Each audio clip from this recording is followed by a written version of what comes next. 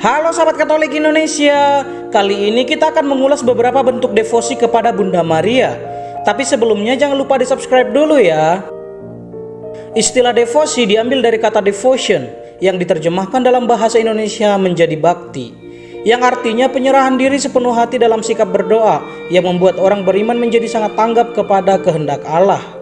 Dan sikap batin kita untuk menghormati Bunda Maria adalah hiperdulia, yaitu penghormatan khusus yang diperuntukkan untuk Bunda Maria. Sudah sejak gereja perdana, pengikut Kristus menempatkan Bunda Maria sebagai pribadi yang istimewa, yang layak mendapatkan penghormatan dan perlakuan khusus. Gelar Bunda Allah dan tetap perawan adalah dua hal yang paling awal telah diterima oleh gereja sejak zaman para bapak gereja. Seiring dengan perkembangan gereja, gelar-gelar lain yang bertujuan untuk menghormati Bunda Maria terus bertambah. Hal ini tidak terlepas dari peranan Bunda Maria yang senantiasa mendampingi dan menolong anak-anaknya yang sedang berziarah di dunia ini. Dari sekian banyak cara untuk menghormati Bunda Maria, ada beberapa devosi yang mungkin sudah akrab bagi kita, antara lain Angelus Domini, medali ajaib, novena 3 Salam Maria, maupun doa Rosario. Bentuk dan cara devosi-devosi itu akan kita ulas secara ringkas di bawah ini. Yang pertama, Angelus Domini. Kata Angelus Domini diterjemahkan sebagai malaikat Tuhan. Doa ini didoakan 3 kali sehari, yaitu pukul 6 pagi, pukul 12 siang, dan pukul 6 sore.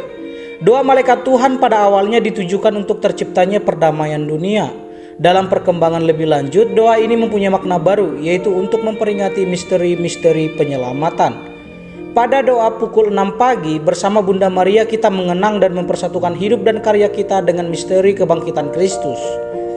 Pada doa pukul 12 siang bersama Bunda Maria kita mengenang dan mempersatukan hidup dan karya kita dengan misteri wafat Kristus.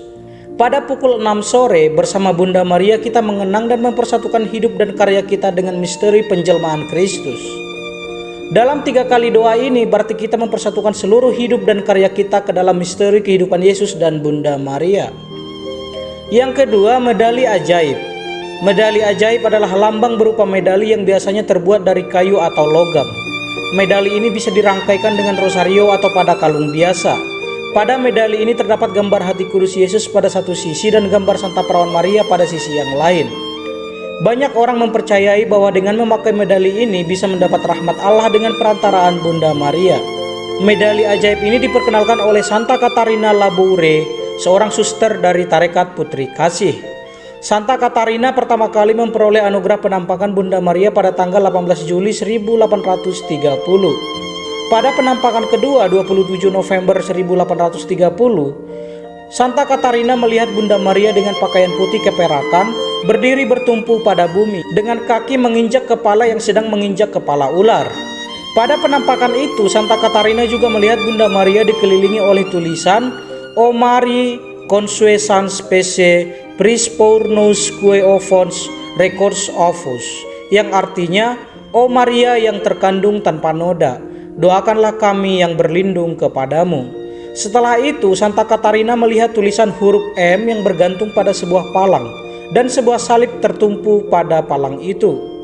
Di kaki huruf M itu tampak 2 buah hati, hati kudus Yesus yang dimahkotai duri dan hati kudus Maria yang ditembus sebilah pedang. Semua gambaran terakhir itu dikelilingi oleh 12 bintang. Di akhir penampakan itu, Bunda Maria berpesan kepada Santa Katarina, "Inilah lambang karunia yang kulimpahkan kepada orang-orang yang memintanya kepadaku. Suruh buatkanlah sebuah medali sesuai dengan yang engkau saksikan, dan siapa saja yang memakainya akan menerima karunia besar, apalagi jika medali itu dikenakan pada lehernya. Orang yang memakai medali ini dengan keyakinan akan manfaatnya menerima karunia berlimpah-limpah. Yang perlu diwaspadai adalah medali ajaib tidaklah mempunyai kekuatan dari bendanya sendiri. Medali itu bukanlah jimat. Medali ajaib hanyalah sebagai sarana untuk doa yang mengingatkan kita akan kehadiran Bunda Maria dan Tuhan yang bisa membangkitkan iman kita." Yang ketiga, novena 3 Salam Maria. Kata novena berasal dari kata Latin novem, artinya 9. Doa novena berarti doa yang didaraskan 9 kali berturut-turut. Setiap hari selama 9 hari, setiap minggu selama 9 minggu, setiap bulan selama 9 bulan atau kelipatannya. Doa novena tidak dimaksudkan untuk menggeser doa harian, melainkan didoakan untuk memperoleh rahmat khusus antara lain pertobatan, perdamaian, keutuhan keluarga, sembuh dari penyakit, dan lain-lain. Dalam praktek dikenal beberapa macam doa novena yang didedikasikan kepada Bunda Maria, antara lain doa novena Bunda Maria yang dikandung tanpa noda dosa, doa novena kepada Maria dari Lourdes, doa novena Bunda Maria penghibur yang baik, serta doa novena 3 Salam Maria. Di antara doa novena yang paling dikenal adalah novena 3 Salam Maria. Doa novena 3 Salam Maria pada mulanya berawal dari pengalaman rohani Santa Metildis, seorang biarawati di Hefta, Jerman. Dikisahkan pada saat beliau mencemaskan keselamatan hidupnya, Santa Metildis berdoa memohon kepada Bunda Maria agar bersedia membantu dia pada saat kematiannya. Bunda Maria menjawab doa itu dan meminta kepada Santa Metildis agar setiap hari berdoa 3 kali Salam Maria. Salam Maria yang pertama dimaksudkan untuk mengenang dan memuliakan kekuatan ilahi yang dianugerahkan oleh Allah kepada Bunda Maria. Salam Maria yang kedua bertujuan untuk mengenang dan meluhurkan kebijaksanaan ilahi yang dianugerahkan oleh Yesus kepada Bunda Maria.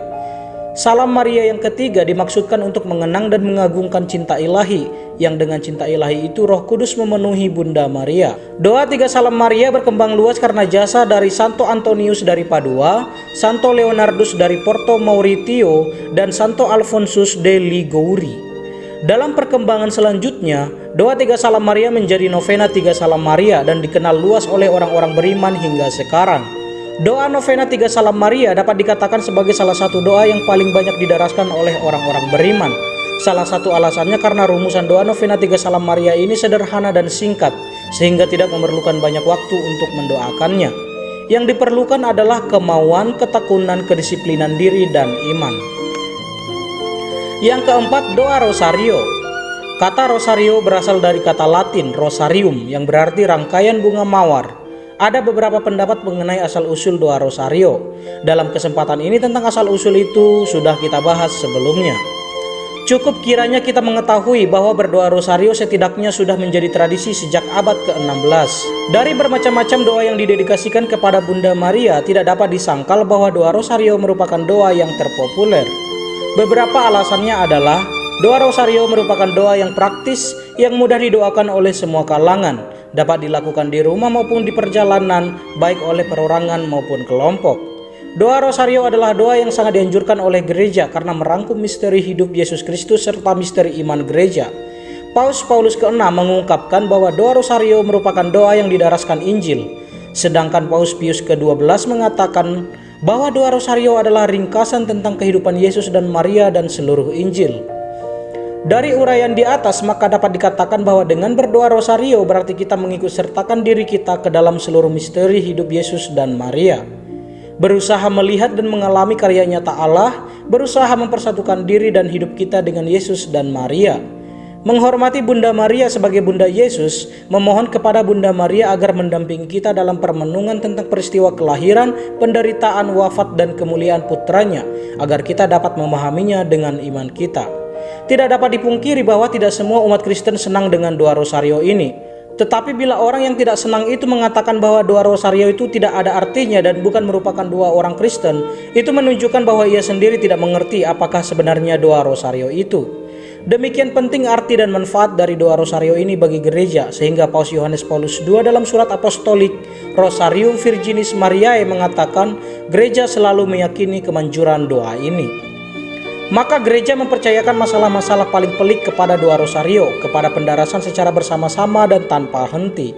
Seluruh materi dari doa rosario terdiri dari materi penting yang tersusun dari doa aklamasi, salam, dan renungan peristiwa. Dari doa-doa itu yang dilakukan secara berulang-ulang adalah doa Bapa Kami, Salam Maria, dan kemuliaan. Ketiga doa-doa yang dilakukan secara berulang-ulang itu adalah yang pertama doa Bapa Kami. Doa ini adalah doa yang diajarkan oleh Yesus sendiri kepada murid-muridnya. Doa ini juga merupakan ringkasan seluruh Injil. Apabila dicermati, tampak bahwa doa Bapa Kami sangat erat berkaitan dengan pokok perwartaan Yesus, yaitu kerajaan Allah. Yang kedua, doa Salam Maria. Doa Salam Maria adalah unsur yang paling pokok dalam doa rosario, sekaligus menjadi unsur yang membuat doa rosario ini secara istimewa mempunyai ciri khas Maria. Doa Salam Maria ini terdiri dari dua bagian, yaitu bagian pertama salam yang disampaikan oleh malaikat Gabriel dan salam yang disampaikan oleh Elizabeth kepada Bunda Maria. Bagian kedua, tanggapan dari gereja mengenai sosok Bunda Maria yang diakui sebagai pribadi yang terpilih, terberkati, penolong dan pendoa kita di hadapan Allah. Titik pusat doa salam Maria adalah nama Yesus yang ibarat sendi menghubungkan kedua bagian doa salam Maria. Kadang-kadang dalam pendarasan yang terburu-buru dan tanpa penghayatan, titik pusat ini menjadi terabaikan, yang karenanya terabaikan juga hubungan dengan misteri Kristus yang direnungkan. Padahal justru pemusatan perhatian pada nama Yesus dan pada misterinya inilah yang menjadi tanda pendarasan doa rosario yang penuh arti dan penuh buah. Yang ketiga, doa kemuliaan. Kemuliaan Tritunggal adalah tujuan dari setiap kontemplasi Kristiani. Dalam doa rosario, doa kemuliaan ini menjadi puncak dari kontemplasi, sebagaimana diketahui bahwa doa rosario adalah doa kontemplatif. Jadi doa kemuliaan bukan hanya semata-mata menjadi bagian penutup dari 10 kali doa salam Maria, namun benar-benar merupakan dan mengungkapkan permuliaan kepada Allah Tritunggal. Renungan-renungan dalam doa rosario adalah perenungan akan misteri Kristus yang dimulai sejak kabar dari malaikat Gabriel kepada Bunda Maria. Renungan itu dikemas dalam bentuk peristiwa. Kita mengenal 20 peristiwa yang dikelompokkan dalam 4 kelompok peristiwa, yaitu peristiwa-peristiwa gembira, terang, sedih, dan mulia. Yang pertama, peristiwa gembira. Peristiwa-peristiwa gembira ini ditandai dengan sukacita yang memancar dari peristiwa inkarnasi. Kita bisa melihat bahwa seluruh sejarah keselamatan berkaitan dengan salam malaikat Gabriel. Bersukacitalah Maria. Yang kedua, peristiwa terang. Dalam peristiwa-peristiwa terang, kita merenungkan sisi-sisi penting dari pribadi Yesus. Yang ketiga, peristiwa sedih. Peristiwa sedih diawali dari kejadian di Taman Getsemani waktu Yesus berdoa kepada Bapanya di sorga dalam sakratul maut. Yang keempat, peristiwa mulia. Peristiwa-peristiwa mulia muncul dari iman. Doa rosario mengundang kita untuk menghayati sengsara Yesus guna memandang kemuliaan, kebangkitan, dan kenaikannya ke surga. Renungan atas peristiwa-peristiwa mulia menuntun kita untuk semakin menghargai kehidupan kita dalam Kristus. Itulah beberapa uraian singkat beberapa bentuk devosi kepada Bunda Maria. Sampai jumpa di ulasan-ulasan kami berikutnya. Shalom.